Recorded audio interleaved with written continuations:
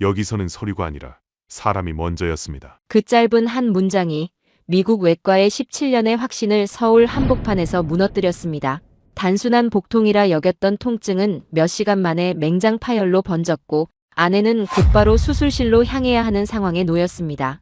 그는 누구보다 의학을 잘 아는 사람이었지만 정작 아내 앞에서는 가장 늦게 진실을 받아들였습니다.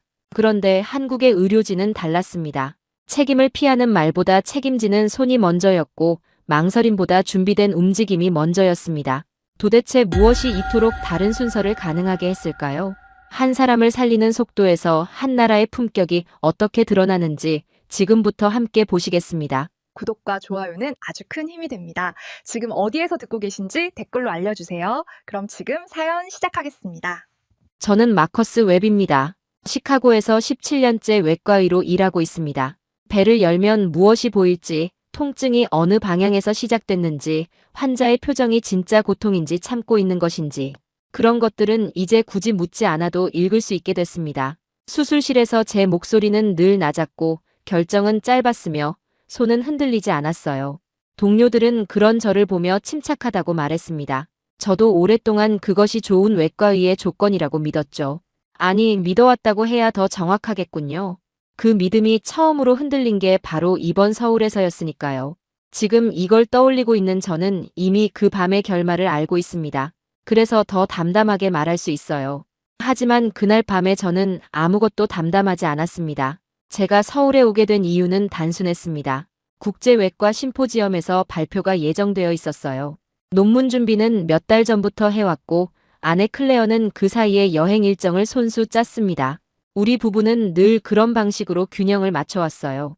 저는 시간이 분 단위로 채워진 사람이고 클레어는 길을 걷다 마음에 드는 창문 하나에도 자연스럽게 걸음을 멈추는 사람이었으니까요.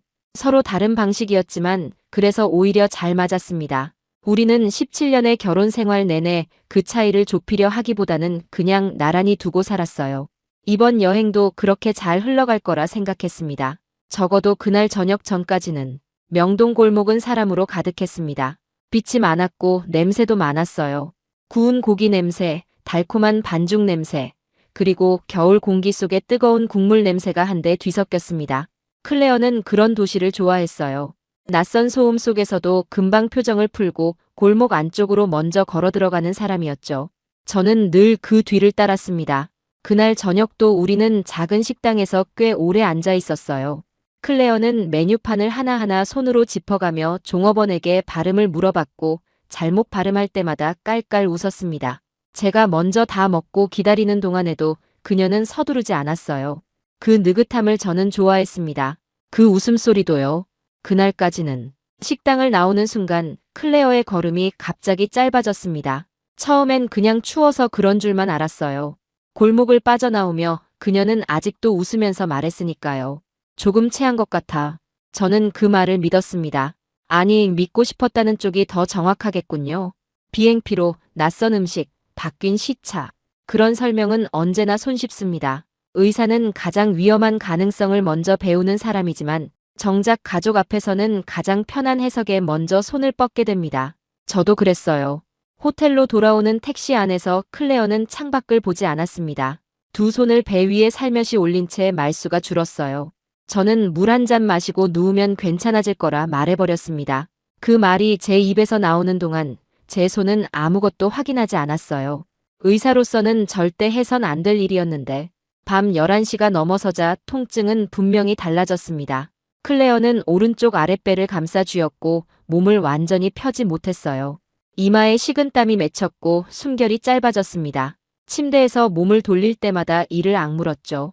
더는 지켜볼 수가 없었어요. 그제야 저는 손을 뻗었습니다. 외과의의 손이 반사적으로 움직였어요. 촉진, 반발통, 경직. 제 손끝은 이미 익숙한 답을 읽고 있었지만 제 마음은 여전히 그 답을 거부하고 있었습니다. 충수염, 맹장염이라고도 하죠. 아니, 어쩌면 더 나쁜 가능성도 이미 열려 있었어요. 이미 시간이 너무 지났을 수도 있다는 것. 저는 외과의입니다. 그래서 더 무서웠어요. 단순한 병명이 아니라 몇 시간 뒤의 그림이 한꺼번에 눈앞에 펼쳐졌으니까요. 천공, 복막염, 농양, 폐혈증. 수술이 1시간씩 늦어질 때마다 환자의 몸 안에서 어떤 일이 벌어지는지 저는 너무 잘 알고 있었습니다. 수술실에서 그 결과들을 제 손으로 수없이 마주했으니까요. 방금 전까지 밥을 먹으며 웃던 클레어의 얼굴 위로 그 장면들이 겹쳐졌습니다. 그런데도 가장 먼저 떠오른 것은 전혀 다른 것이었습니다. 보험, 외국인 응급 절차, 동의서, 비용. 클레어를 부축해 택시에 태우는 동안에도 제 머리는 의학과 행정 사이를 쉼없이 오갔습니다. 제가 17년 동안 몸에 새긴 시스템이었어요. 환자를 살리는 일과 책임을 분명히 나누는 일은 언제나 함께 움직인다고 믿어왔으니까요. 그게 현실이라고, 그게 옳은 순서라고 생각하며 여기까지 살아왔습니다. 아직도 그것이 나쁜 가치라고는 생각하지 않아요. 하지만 그날 밤만큼은 그 순서가 처음으로 낯설게 느껴졌습니다. 정말 먼저 와야 하는 건 무엇이었을까요? 그 질문은 아직 답도 나오기 전에 달리는 택시 안에서 제 뒤를 조용히 따라오고 있었습니다. 그리고 응급실 문이 열리는 순간 저는 전혀 예상하지 못했던 장면과 마주하게 됩니다. 서류보다 먼저 움직인 손들이 저를 기다리고 있었어요. 응급실 문이 열리자 차가운 공기가 먼저 닿았습니다. 밝은 조명 아래 사람들은 분주했지만 소란스럽지 않았어요. 이상했습니다. 미국의 대형 병원 응급실에서 익숙하게 보던 긴장과는 결이 달랐어요. 더 조용했고 더 빠르게 움직였습니다. 누군가 큰 소리로 지시하지 않아도 각자가 해야 할 자리를 이미 알고 있는 분위기였죠. 처음엔 그게 낯설었습니다. 조용하다는 것이 오히려 불안하게 느껴졌어요. 시카고 응급실이었다면 이 정도 상황에서는 훨씬 더 많은 소리가 났을 겁니다. 더 많은 발소리, 더 많은 지시, 더 많은 종이. 그런데 이곳은 달랐어요. 무언가를 놓치고 있는 건 아닐까 하는 생각이 자꾸 들었습니다. 클레어는 휠체어에 앉자마자 바로 안쪽으로 들어갔습니다. 접수대는 보였지만 아무도 제게 서류를 먼저 내밀지 않았어요. 저는 반사적으로 여권과 신용카드를 꺼냈습니다. 손에 쥔 그것들이 저를 보호해 줄 거라 믿어온 시간이 너무 길었으니까요. 미국에서라면 그것들이 가장 먼저 필요했을 테니까요. 그런데 간호사가 제 손을 잠깐 내려다보더니 말했습니다. 지금은 환자 먼저 보겠습니다. 짧은 문장이었어요. 하지만 제 안의 오래된 습관을 단번에 잘라내기엔 충분했습니다. 저는 그 말을 듣고도 한동안 카드를 내려놓지 못했어요. 그게 저였습니다. 클레어는 침대에 눕혀졌고 활력 징후 측정이 즉시 이어졌습니다. 혈압, 맥박 체온, 통증 위치 확인, 혈액 채취. 누군가는 복부를 확인했고 누군가는 이미 검사실과 통화하고 있었어요. 저는 몇 가지 질문을 던지려 했지만 그들은 답보다 움직임으로 먼저 반응했습니다. 통역이 붙기 전까지는 한국어가 거의 소음처럼 지나갔어요. 그런데 손놀림만큼은 이해할 수 있었습니다. 군더더기가 없었어요. 불필요한 동작 하나 없이 각자가 맡은 부분만 정확하게 짚고 넘어갔습니다. 클레어의 얼굴을 봤습니다. 입술이 바짝 말라 있었어요. 눈을 감고 있었지만 미간이 굳어 있었습니다. 참는 표정이었죠. 제가 수없이 봐온 진짜 통증의 표정이었어요. 그제야 제 부정이 완전히 무너졌습니다. 이건 지나가는 복통이 아니었어요. 아내가 아파하고 있다는 사실을 의사인 제가 스스로에게 인정하는데 너무 오랜 시간이 걸렸습니다. 그건 의사로서의 실패이기도 했지만 남편으로서의 회피이기도 했어요. 젊은 전공의가 영어로 증상을 물었습니다. 통증 시작 시각, 구토 여부, 발열, 마지막 식사 시간. 저는 최대한 간결하게 답했어요. 17년 경력의 외과의가 보호자 자리에 앉아 전공의의 질문에 대답하는 상황이 묘하게 느껴졌습니다. 역할이 완전히 뒤집힌 느낌이었죠. 그때 침대 옆 작은 금속판 하나가 눈에 들어왔어요. 이미 환자 분류가 끝나 있었고 검사 요청 코드가 적혀 있었습니다. 더 놀라운 건 복부 CT가 거의 동시에 예약되어 있었다는 점이었어요. 너무 빨랐습니다. 제 안에서 갈등이 그때 본격적으로 시작됐어요. 한쪽에서는 안도했습니다. 그래, 아직 늦지 않았을지도 모른다. 하지만 다른 쪽에서는 즉시 의심이 일었어요. 이렇게 빨라도 되는 건가? 충분히 확인한 건가? 혹시 서두르다가 놓치는 게 생기지는 않나? 저는 빠른 시스템을 선호한다고 늘 말해왔지만 막상 처음 보는 방식의 속도 앞에서는 쉽게 믿지 못하는 자신을 발견했습니다. 그 모순이 부끄러웠어요. 하지만 멈추지는 못했습니다. 그 순간 스트레처가 CT실 방향으로 움직였습니다. 저는 따라가려다가 잠시 벽 쪽으로 밀려났어요. 다른 환자 이동 동선이 겹쳤기 때문이었습니다. 그 짧은 사이 제 눈에 들어온 장면이 있었어요. 한 외과 의사가 복도 끝에서 손을 씻고 있었습니다. 아직 클레어를 직접 보지도 않았을 텐데 이미 호출을 받고 준비 중인 것 같았어요. 저는 그 장면을 그냥 지나쳤습니다. 그때는 별것 아닌 풍경으로 보였으니까요. 하지만 나중에 돌아보니 그것이 첫 번째 복선이었습니다.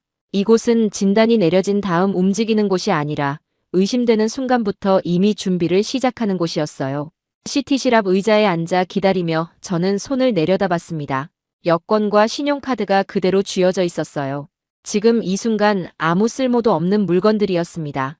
클레어가 기계 안으로 들어가고 두꺼운 문이 닫혔어요. 몇 분 되지 않는 시간이 유난히 길게 느껴졌습니다. 기계 소리가 벽 너머로 낮게 울렸어요. 저는 그 소리를 들으며 기도에 가까운 무언가를 했습니다. 의사가 기도를 한다는 것이 이상하게 들릴 수도 있지만 보호자가 된 그 순간만큼은 달리 할 수 있는 것이 없었습니다. 저는 외과의입니다. 그래서 압니다. 맹장은 작은 장기지만 늦어진 염증은 사람의 몸 전체를 무너뜨립니다. 뱃속의 시간은 시계보다 빠르게 흘러요. 그런데 이상하게도 그날 밤 저를 가장 불안하게 만든 것은 병이 아니었습니다. 너무 빠르게 돌아가는 이 구조였어요. 저는 아직 그것을 믿지 못하고 있었습니다. 그리고 그 믿음의 부족이 곧 제 가장 큰 부끄러움이 될 줄은 그때는 알지 못했습니다. CT 결과가 나오는 순간 저는 전혀 다른 종류의 충격과 마주하게 될 테니까요. CT 결과는 생각보다 빨리 나왔습니다. 정확히 몇 분이었는지는 기억나지 않아요. 다만 제 몸이 아직 불안을 정리하기도 전에 누군가가 이미 다음 단계를 준비하고 있었다는 감각만은 선명합니다. 클레어가 다시 침대로 돌아왔을 때 저는 그녀의 손등에 새로 붙은 바코드와 수액 라인을 봤어요. 아주 사소한 풍경이었습니다. 하지만 그 작은 것들이 말하고 있었어요. 이곳은 결과를 기다리는 동안도 멈추지 않는다고. 기다림 자체가 이미 치료의 일부였습니다. 저는 그 사실을 머리로는 알면서도 몸으로는 아직 받아들이지 못하고 있었어요. 외과의가 보호자 의자에 앉으면 이렇게 무너지는구나. 그 생각이 이상하게도 낯설지 않았습니다. 중년의 외과 의사가 들어왔습니다. 키가 크지도 목소리가 크지도 않았어요. 오히려 조용했습니다. 그런데 방 안 공기가 달라졌어요. 경험이 오래된 의사에게서만 나오는 설명보다 먼저 신뢰를 만드는 종류의 침착함이었습니다. 저도 외과의로서 그 감각을 알고 있어요. 수술실에서 경력이 쌓이면 목소리보다 존재감이 먼저 들어오는 법이죠. 그는 통역을 사이에 두고 영상을 띄웠습니다. 화면에 영상이 올라오는 순간 저는 이미 알아봤어요. 진단이 내려지기도 전에 충수 파열입니다. 맹장이 이미 터진 상태예요. 그 말을 들은 순간 제 안에서는 이상하게도 놀라움보다 수치심이 먼저 올라왔습니다. 제가 맞췄기 때문이 아니었어요. 제가 너무 늦게 인정했기 때문이었습니다. 호텔방에서 손을 뻗기까지 걸린 그 몇 시간이 영상 속 탁한 음영으로 고스란히 남아있었어요.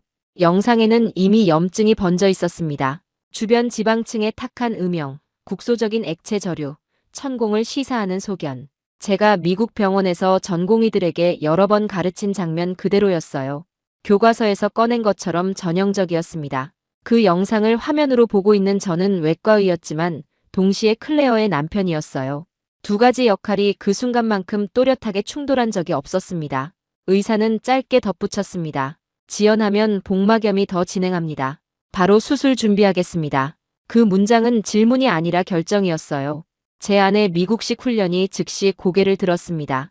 어떤 수술 방식인지, 복강경인지, 개복 가능성은 어떤지, 마취 위험은 어느 정도인지, 항생제 프로토콜은, 외국인 환자 비용은, 혹시 상급 병원으로 전원하는 게 더 낫지는 않은지. 저는 외과의로서 당연한 질문들을 꺼냈습니다. 의사는 하나하나 대답했어요. 간결했지만 비어있지 않았습니다. 복강경 충수절 제수를 우선으로 하되 복강 내 오염 정도에 따라 추가 세척과 배액이 필요할 수 있다고 했어요. 이미 천공이 의심되는 상황에서 수술을 미루는 이득은 거의 없다고도 말했습니다. 저도 잘 아는 사실이었어요. 그런데 직접 듣고 나서야 비로소 그 말이 몸 안으로 들어왔습니다. 저는 그 답들을 들으면서도 완전히 내려놓지 못했어요. 미국에서라면 여기서 더 많은 시간이 흘렀을 겁니다. 설명은 길어지고 선택지는 나열되고 책임은 문장으로 나뉘어 기록됩니다. 저는 그 체계 속에서 17년을 살아남았고 때로는 그것이 환자를 보호한다고 믿었어요. 하지만 그날 밤 클레어의 뱃속에서 번지고 있는 염증은 그 철학을 기다려줄 생각이 없었습니다. 몸은 철학보다 빠르니까요. 그때 클레어가 눈을 떴습니다. 마취 전 진통제 때문인지 목소리는 약했지만 분명히 제 쪽을 보며 말했어요. 마커스 그냥 해. 짧은 한마디였습니다. 저는 그 순간 의사가 아니라 남편으로 무너졌어요. 이상하게도 저를 완전히 바꾼 것은 외과 의사의 설명이 아니었습니다. 클레어의 목소리도 아니었어요. 그 둘 사이를 이어준 한 장면이었습니다. 복도 문이 열리며 수술실 쪽에서 한 간호사가 들어왔고 준비 확인을 마친 듯 조용히 고개를 끄덕였습니다. 아직 동의서 서명이 끝나기도 전인데 팀은 이미 다음 순서를 조용히 맞추고 있었어요. 누구 하나 시간을 낭비하고 있지 않았습니다. 그게 저를 멈추게 했습니다. 빠른 것이 아니라 이미 훈련된 것이었어요. 저는 그제야 그것을 보기 시작했습니다. 이곳의 속도는 허둥대는 것이 아니었어요. 수없이 반복된 일을 매끄럽게 해내는 조직의 움직임이었습니다. 저도 수술실에서는 그런 사람이었어요. 그런데 왜 저는 지금 이 시스템을 믿지 못하고 있었을까요? 그 질문이 가슴 한편을 조용히 찌르고 들어왔습니다. 모르는 것과 못 믿어온 것은 다른데 저는 그 둘을 구분하지 못하고 있었어요. 저는 동의서에 서명했습니다. 그리고 클레어의 손을 한 번 더 잡았어요. 그녀는 이미 눈을 감고 있었지만 아주 약하게 제 손을 눌렀습니다. 그 힘이 제가 그날 밤 받은 가장 명확한 신호였어요. 수술실 문이 닫히고 나서야 저는 비로소 혼자 남겨진 자신과 마주했습니다. 복도 끝 수술실 표시등에 빨간 불이 켜졌습니다. 이제 저는 안쪽에 있던 사람이 아니었어요. 처음으로 바깥 의자에 앉은 사람이었습니다. 그리고 그 자리가 제가 그동안 얼마나 많은 것을 당연하게 믿어왔는지를 깨닫게 만드는 자리가 될 줄은 그때는 알지 못했습니다. 동의서는 영어와 한국어가 나란히 적혀 있었습니다. 저는 문장을 빠르게 읽었어요. 복강경 수술, 출혈, 감염, 주변 장 손상, 개복 전환 가능성, 천공으로 인한 회복 지연. 모든 위험은 익숙했습니다. 제가 수없이 설명해온 내용이었어요. 환자 보호자에게 같은 항목들을 읽어주며 서명을 받던 그 자리에 제가 이제 앉아 있었습니다. 그런데 그날 처음으로 깨달았어요. 설명을 많이 안다고 해서 결정을 쉽게 내릴 수 있는 건 아니었습니다. 오히려 반대였어요. 아는 사람이 더 두려워집니다. 가능한 합병증의 목록이 길수록 머릿속 시나리오도 함께 길어지니까요. 그게 외과의로 산다는 것의 이면이었습니다. 누군가의 몸을 많이 알수록 그 몸이 망가지는 방법도 더 선명하게 보인다는 것. 17년 동안 그것과 함께 살아왔는데 그날 밤은 그 지식이 저를 지켜주는 게 아니라 짓누르고 있었습니다. 저는 수술 경력과 팀 구성을 물었습니다. 예의 바른 질문이었지만 그 밑바닥에는 분명한 대립이 있었어요. 당신들을 믿어도 되는가? 이 병원이 낯선 나라의 외국인 환자를 정말 제대로 감당할 수 있는가? 지금 생각하면 부끄러운 의심이었습니다. 하지만 그때는 그게 신중함이라고 믿었어요. 보호자로서 해야 할 당연한 확인이라고. 저는 그 구분을 하지 못했습니다. 의사는 제 질문을 피하지 않았습니다. 연간 응급 복부 수술 건수, 야간 응급 수술 프로토콜, 천공성 충수염 케이스 빈도. 숫자는 과시처럼 들리지 않았어요. 그저 익숙한 현실을 말하는 것 같았습니다. 특별히 강조하거나 설득하려는 기색도 없었어요. 그냥 사실이 그렇다는 투였습니다. 그 짧은 대화 속에서 저는 또 하나의 불편한 사실과 마주했어요. 제가 한국 의료를 의심한 이유는 정보가 부족해서만이 아니었습니다. 익숙하지 않다는 이유만으로 낮게 본 편견이 제 안에 이미 깊숙이 자리 잡고 있었던 거예요. 그 편견은 조용하고 단단했습니다. 들키지 않을 만큼. 그 편견은 제 안의 악역이었습니다. 저는 스스로를 열린 사람이라 생각해왔어요. 국제학회에서 의료 접근성, 효율, 환자 중심성을 늘 말해왔으니까요. 발표 자료에는 문화적 겸손이라는 단어도 들어있었습니다. 그런데 정작 제 가족이 환자가 되자 저는 모르는 시스템을 무능력과 같은 뜻으로 취급했어요. 그건 분석이 아니라 오만이었습니다. 연단에서 말하는 것과 실제로 그렇게 행동하는 것은 전혀 다른 일이라는 걸 저는 그날 밤 처음으로 제대로 배웠어요. 그것도 아내의 수술 동의서를 앞에 두고서. 의사는 마지막으로 말했습니다. 지금 중요한 건 수술을 잘하는 것보다 늦지 않는 겁니다. 그 말이 제 가슴에 남았어요. 미국에서도 비슷한 말을 수없이 했었습니다. 그런데 왜 저는 이곳에서 그 말을 믿지 못했을까요? 같은 문장인데 누가 말하느냐에 따라 믿음의 깊이가 달라지는 것이 얼마나 비합리적인 일인지. 저는 그 비합리성을 고스란히 안고 있는 사람이었어요. 그리고 그 사실이 동의서보다 더 무겁게 제 손을 짓눌렀습니다. 동의서에 서명하는 제 손이 떨렸습니다. 그 떨림은 공포 때문만은 아니었어요. 제가 지켜온 원칙 일부를 내려놓는 감각 때문이었습니다. 충분한 설명, 충분한 비교, 충분한 선택. 저는 그것을 늘 선한 것이라고 믿었어요. 하지만 클레어의 상태 앞에서 그 충분함은 갑자기 다른 이름을 갖기 시작했습니다. 지연. 서명이 끝나자 모든 것이 더 빨라졌습니다. 수술복, 이동, 마취 준비, 항생제 투여. 말은 적었고 움직임은 정확했어요. 클레어가 침대에 실려 수술실 쪽으로 향할 때 저는 마지막으로 손을 잡았습니다. 차갑고 축축했어요. 그녀는 눈을 감은 채 아주 약하게 제 손을 눌렀습니다. 그 손이 문 너머로 사라졌어요. 복도가 갑자기 넓어진 느낌이었습니다. 그 순간 저는 생각했어요. 지금 제가 붙들고 있는 것은 환자 선택권이라는 이상일까? 아니면 익숙한 시스템에 대한 집착일까? 솔직하게 대답하기 어려운 질문이었습니다. 아마 둘 다였을 거예요. 그리고 그 둘을 구분하지 못하는 사람이 바로 저였습니다. 수술실 문 앞 빨간 불이 켜졌습니다. 문은 닫혔어요. 저는 밖에 남았습니다. 늘 안쪽에 서던 사람이 처음으로 바깥 의자에 앉았어요. 복도는 조용했습니다. 간간히 들려오는 발소리와 기계음 사이에서 저는 제가 믿어온 것들을 하나씩 다시 들여다보기 시작했어요. 의학에서 가장 견디기 어려운 시간은 아무것도 할 수 없는 시간이라는 것을. 그 무력한 시간이 길어질수록 머릿속은 더 또렷해졌습니다. 수술실 안에서 지금 무슨 일이 벌어지고 있는지 저는 너무 잘 알고 있었으니까요. 그 알미 위로가 되기도 했지만 동시에 가장 큰 고문이기도 했습니다. 외과의가 기다린다는 것은 그냥 기다리는 게 아니었습니다. 모든 가능성을 머릿속에서 동시에 살아내는 일이었어요. 그리고 그 기다림이 끝나는 순간 저는 전혀 예상하지 못한 감정과 마주하게 됩니다. 수술이 시작된 뒤 시간은 다르게 흘렀습니다. 시계는 분 단위로 움직였지만 제 마음은 자꾸 최악의 경우만 골라 앞질러 갔어요. 충수 파열, 그러니까 맹장이 터진 이후의 수술은 작은 수술이 아닙니다. 복강 내 오염 정도에 따라 이야기가 완전히 달라지죠. 저는 너무 많은 예외를 알고 있었어요. 수술대 위에서 예측을 벗어나는 상황들, 배액관이 늘어나는 순간들, 개복으로 전환해야 하는 케이스들. 그 장면들이 지금 이 복도 끝 어딘가에서 일어나고 있을 수도 있었습니다. 그래서 평범한 기다림조차 제겐 일종의 고문이었어요. 모르는 사람은 그냥 기다리면 되지만 아는 사람은 기다리면서 동시에 모든 경우의 수를 살아냅니다. 복도에는 다른 보호자들도 있었습니다. 누군가는 종이컵을 두 손으로 감싸고 있었고 누군가는 벽에 머리를 기대고 눈을 감고 있었어요. 말은 거의 없었습니다.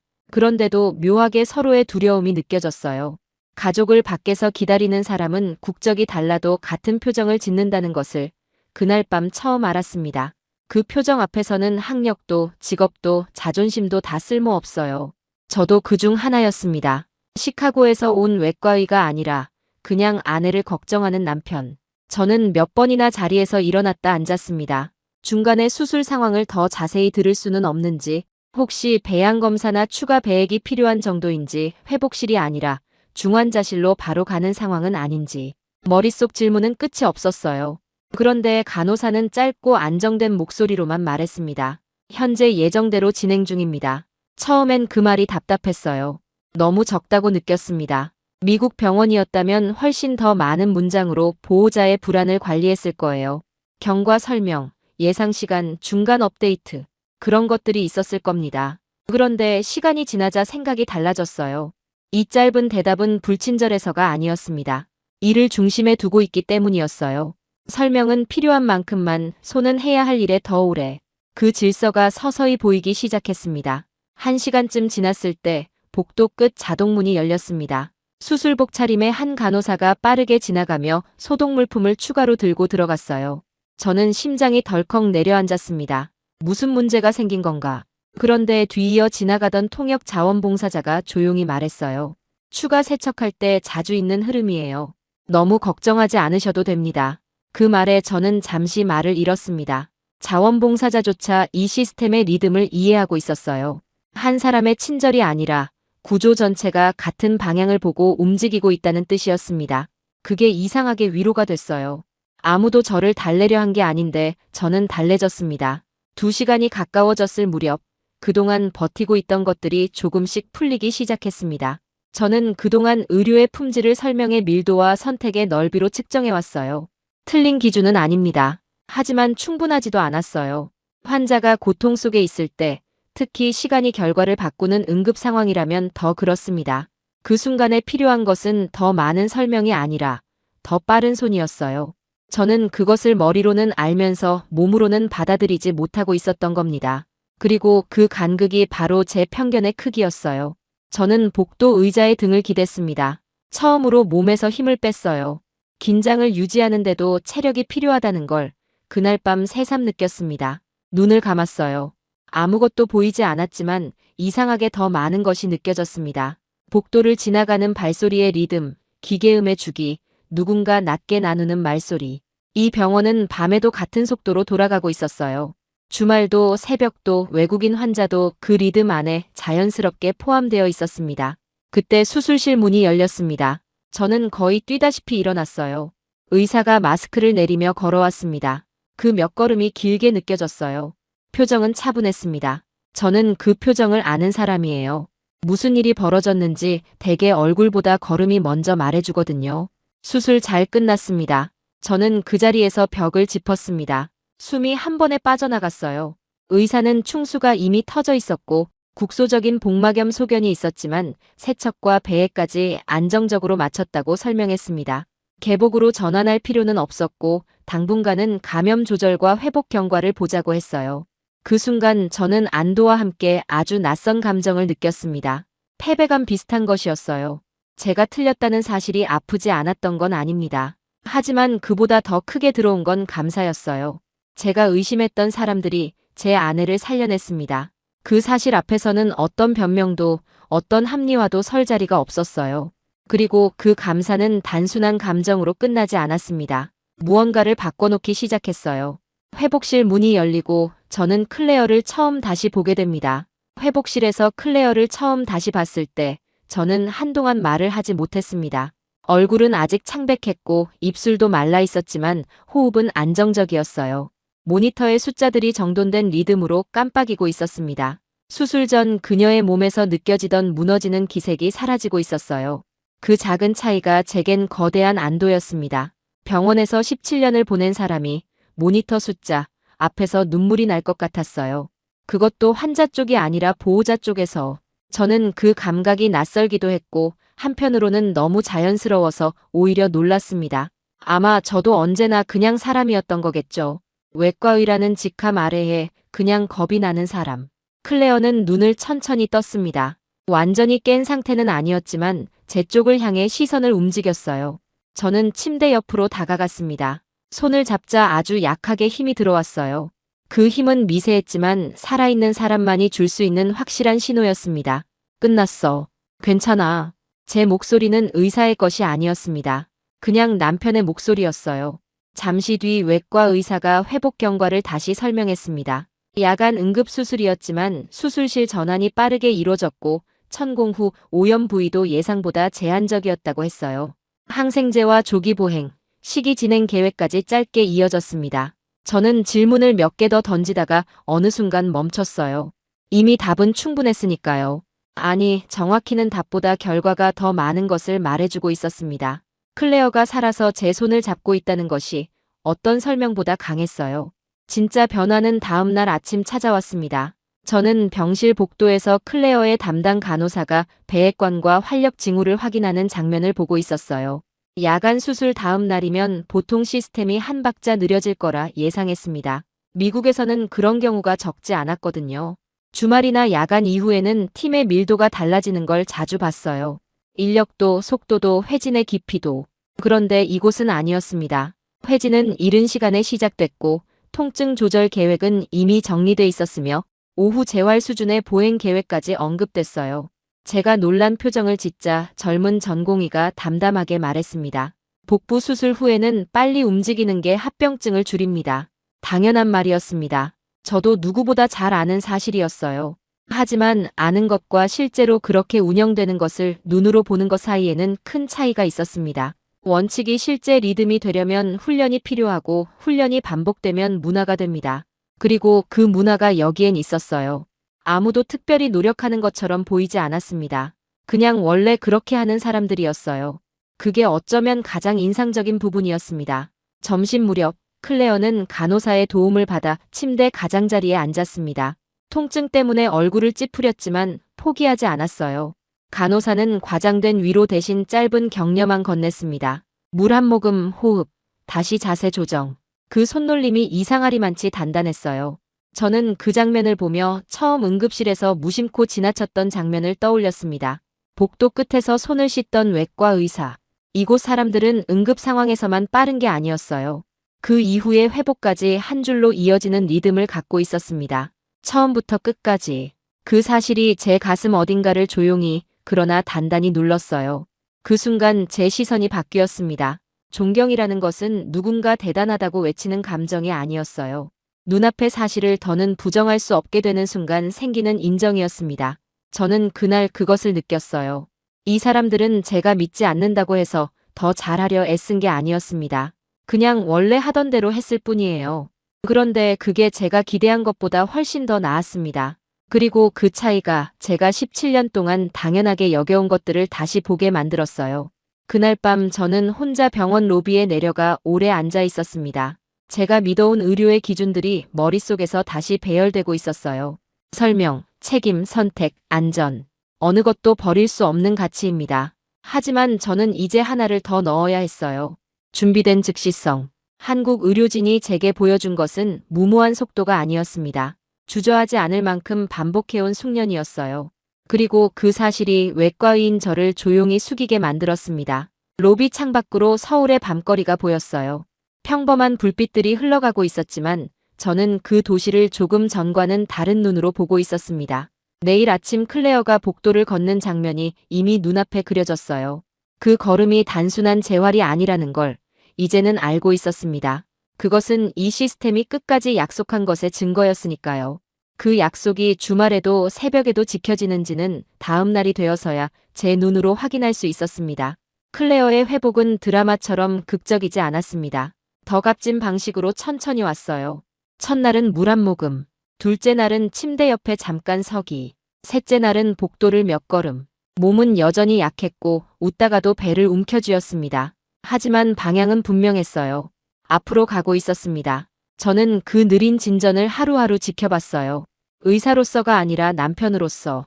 그 두 가지 역할이 병실 안에서 뒤섞였지만 이번만큼은 후자가 더 컸습니다. 클레어가 찌푸리며 한 걸음을 내디딜 때마다 저는 그냥 그 옆에 있었어요. 아무 진단도 하지 않고 그것만으로도 제가 해야 할 일을 다 하고 있다는 느낌이 들었습니다. 수술실에서만 살아온 사람이 그냥 옆에 있는 것만으로 충분한 상황이 오다니 참 이상하면서도 편안했어요. 제가 정말 놀란 건 주말이었어요. 미국 병원에선 주말이 되면 많은 것들이 얇아집니다. 기본적인 치료는 유지되지만 속도는 달라지죠. 회진의 깊이, 재활의 리듬, 각 부서의 연결감이 평일만 못한 경우가 적지 않아요. 저는 그것을 오랫동안 현실로 받아들이며 살아왔습니다. 사람도 쉬어야 하고 시스템은 비용과 인력 안에서 돌아가니까요. 어쩔 수 없는 구조라고 생각했어요. 그게 당연한 것이라 믿어왔습니다. 심지어 그것을 용인하는 제 자신에게 특별히 불편함을 느끼지도 않았어요. 그런데 서울의 병실은 달랐습니다. 토요일 아침에도 회진은 왔어요. 배액 상태 확인과 염증 수치 체크가 이어졌고 시기 진행과 보행 계획도 그대로 움직였습니다. 클레어가 복도를 걷는 동안 옆에서 자세를 봐주던 간호사는 평일과 다를 바 없는 속도로 설명했어요. 복도에서 스쳐 지나가는 직원들 누구도 서두르거나 생략하는 기색이 없었습니다. 그때 문득 처음 응급실에서 보았던 장면이 떠올랐어요. 응급만 빠른 길이 아니었습니다. 회복에도 같은 철학이 깔려 있었어요. 그것이 이 병원이 처음부터 끝까지 한 몸처럼 움직이는 이유였습니다. 그제야 흩어져 있던 장면들이 하나로 이어졌습니다. 그날 밤 응급실 복도 끝에서 손을 씻던 의사, 수술 전 이미 움직이고 있던 간호사, 결과가 나오기 전에 준비를 시작하던 그 장면들. 이 병원의 속도는 한순간의 기민함이 아니었습니다. 처음부터 끝까지 이어지는 구조의 습관이었어요. 그리고 그 습관은 주말도 야간도, 외국인 보호자가 불안하게 지켜보는 순간도 바뀌지 않았습니다. 일관성. 그게 이 시스템의 진짜 힘이었어요. 저는 그것을 이해하는데 며칠이나 걸렸고 부끄럽게도 처음엔 그것을 의심부터 했습니다. 일요일 오후 클레어는 천천히 웃으며 말했습니다. 이제 살 것 같아. 짧은 문장이었어요. 하지만 제겐 긴 강의보다 더 무겁게 들렸습니다. 저는 그 말을 듣고 한동안 아무 말도 하지 않았어요. 할 말이 없어서가 아니었습니다. 너무 많아서였어요. 고마움, 안도감, 그리고 내내 의심하고 망설였던 것에 대한 부끄러움까지. 그 모든 것이 한꺼번에 밀려왔습니다. 저는 창밖을 봤습니다. 서울의 거리에는 평범한 주말 풍경이 흘러가고 있었어요. 사람들은 쇼핑백을 들고 걷고 카페에는 줄이 서 있었습니다. 도시 전체는 일상 속에 있었는데 병원 안의 사람들은 그 일상과 다른 시간표로 움직이고 있었어요. 누군가는 쉬는 날에도 다른 사람의 회복을 위해 같은 정확도로 일하고 있었습니다. 그 비교가 제 마음을 오래 붙들었어요. 쉬운 일이 아닌데 그들은 그것을 쉬운 듯이 하고 있었습니다. 그 담담함이 오히려 더 크게 다가왔어요. 대단한 척하지 않는 대단함이랄까요? 저는 미국 시스템을 비난하고 싶지 않았습니다. 제가 살아온 그 시스템에도 장점은 분명히 있어요. 하지만 이제는 말할 수 있었어요. 모든 효율이 비용으로만 측정될 때 놓치는 것이 있다고. 어떤 사회는 환자의 시간을 더 높은 가치로 계산한다고. 그리고 그 계산 방식의 차이가 회복의 속도와 질을 바꾼다고. 그것은 의학이 아니라 선택이었습니다. 무엇을 먼저 두겠느냐는. 퇴원을 앞둔 밤, 클레어는 저보다 먼저 잠들었습니다. 호흡이 고르고 표정이 편안했어요. 저는 어둑한 병실 안에서 조용히 생각했습니다. 한국에서 제가 본 것은 화려한 기술 자랑이 아니었어요. 누군가 아플 때 그 사람의 시간을 허투루 쓰지 않겠다는 태도였습니다. 그것은 제게 깊은 여운을 남겼어요. 의술은 손끝에서 끝나지 않았습니다. 한 나라의 품격은 아픈 사람 앞에서 어떤 순서를 선택하는가에 숨어 있었어요. 내일이면 퇴원이었습니다. 그런데 이상하게도 끝났다는 느낌이 들지 않았어요. 아직 풀리지 않은 것이 하나 남아 있었습니다. 행정실. 저는 그곳에서 무엇을 보게 될지 이미 두려운 쪽으로 짐작하고 있었어요. 그 짐작이 또 틀리게 되리라는 걸 그때는 아직 몰랐습니다. 퇴원 수속날, 저는 마지막으로 행정실에 갔습니다. 놀랍게도 그 순간까지도 제 몸 어딘가에는 오래된 긴장이 남아 있었어요. 이제 끝에 가서 진짜 청구서가 시작되는 건 아닐까? 미국에서 수없이 본 풍경 때문이었습니다. 치료가 끝난 뒤에도 분쟁은 끝나지 않는 경우가 많았어요. 항목은 쪼개지고 설명은 흐려지고 책임은 숫자로 바뀌었습니다. 보험사와 병원이 오가는 그 긴 싸움을 환자 가족이 고스란히 떠안는 경우도 봤어요. 그 경험들이 제 몸에 새겨져 있었습니다. 창구에 다가가는 걸음이 이상하게 무거웠어요. 저는 이미 또 의심하고 있었습니다. 이번 여행의 마지막 순간까지도 저는 습관을 버리지 못하고 있었어요. 그런데 건네받은 서류는 과장 없이 이해 가능한 문서였습니다. 응급평가, 영상검사, 야간수술, 입원, 약제. 복잡한 코드로 위협하기보다 실제 치료 흐름에 맞춰 정리된 느낌이었어요. 항목 하나하나가 클레어가 겪어온 며칠의 시간과 정확히 대응하고 있었습니다. 금액 자체보다 더 크게 다가온 것은 치료를 방해하던 불안이 뒤늦게라도 저를 덮치지 않았다는 사실이었어요. 사람을 먼저 살리고 계산은 그 다음에 왔습니다. 말로는 쉬운 원칙인데 현실에서 그렇게 작동하는 구조는 드물어요. 저는 그것을 이번에 처음으로 직접 경험했습니다. 그리고 또 한 번 제 짐작이 틀렸다는 사실을 조용히 인정해야 했어요. 병실로 돌아오니 클레어는 천천히 짐을 정리하고 있었습니다. 움직임은 아직 조심스러웠지만 표정은 며칠 전과 비교도 할 수 없을 만큼 편안했어요. 그녀가 제 쪽을 보며 말했습니다. 나 이제 서울 좋아하게 됐어. 저는 웃었습니다. 그 말의 무게를 클레어는 다 모를 거예요. 저는 이 도시를 좋아하게 된 정도가 아니었으니까요. 이 도시는 저를 바꿨습니다. 제가 옳다고 믿어온 것들을 조용히 다시 보게 만들었어요. 공항으로 가는 차 안에서 저는 노트북을 열었습니다. 다음 달 발표 자료가 남아 있었어요. 원래 제목은 응급외과에서의 의사결정과 환자 선택권이었습니다. 나쁜 제목은 아니에요. 하지만 이제는 충분하지 않았어요. 저는 파일명을 바꾸고 첫 장에 이렇게 적었습니다. 환자를 먼저 두는 시스템은 어떻게 움직이는가. 그리고 그 아래 아주 짧은 문장을 하나 더 적었어요. 내 아내는 서울에서 제때 수술받았고 그래서 지금 내 옆에 앉아 있다. 저는 미국 시스템을 부정할 생각이 없습니다. 그 안에서 저는 성장했고 많은 환자를 살렸어요. 하지만 돌아가면 분명히 말할 것입니다. 설명의 양이 곧 환자 중심성의 전부는 아니라고. 선택권이 많다고 해서 언제나 더 안전한 것도 아니라고. 특히 응급 상황에서는 준비된 판단과 망설임 없는 실행이 한 사람의 미래를 바꾼다고. 그리고 저는 그것을 강의실이 아니라 복도 의자에서 배웠습니다. 아마 어떤 동료들은 방어적으로 반응할 겁니다. 어떤 이는 다른 나라 사례를 낭만적으로 본다고 말할지도 모르죠. 그래도 괜찮습니다. 저는 이제 제 눈으로 본 것을 말할 수 있으니까요. 그리고 그 말은 강단 위에서가 아니라 안에 손을 잡은 채로 쓴 것이기 때문에 조금 더 솔직할 것입니다. 동료들이 그 솔직함을 어떻게 받아들이든 저는 더 이상 그것이 두렵지 않았어요. 출국장 의자에 앉아 클레어의 손을 잡았습니다. 이제 그 손에는 수술 전에 식은땀이 없었어요. 온기가 돌아와 있었습니다. 그녀는 피곤한 얼굴로 잠시 눈을 감았다가 제 어깨에 머리를 기댔어요. 그 작은 무게가 이상하게 든든했습니다. 말 한마디 없이도 많은 것이 전달되는 순간이었어요. 저는 창밖 활주로를 보며 생각했습니다. 이번 여행에서 제가 가져가는 것은 기념품이 아니에요. 겸손입니다. 그리고 수정된 기준이고요. 좋은 의료란 무엇인가? 좋은 시스템이란 무엇인가? 저는 한때 그 답을 거의 안다고 생각했어요. 하지만 서울의 밤은 제게 더 나은 질문을 남겼습니다. 누군가 아플 때 우리는 무엇을 먼저 움직이게 하는가? 서류인가? 설명인가? 책임인가? 아니면 사람인가? 비행기 탑승 안내가 시작됐어요. 저는 노트북을 닫고 천천히 일어났습니다. 클레어도 제 손을 잡고 함께 섰어요. 걸음은 아직 조심스러웠지만 분명 자기 힘으로 걷고 있었습니다. 명동 골목에서 깔깔 웃던 그 걸음과는 달랐지만 어쩌면 지금 이 걸음이 더 단단한지도 몰랐어요. 그것으로 충분했습니다. 저는 속으로 조용히 말했습니다. 고맙습니다, 서울. 당신들은 제 아내를 살렸고 제 오만을 수술했습니다. 영상 재밌게 보셨다면 구독과 좋아요 부탁드립니다. 그리고 한국을 응원하신다면 댓글로 대한민국 만세를 남겨주세요. 감사합니다.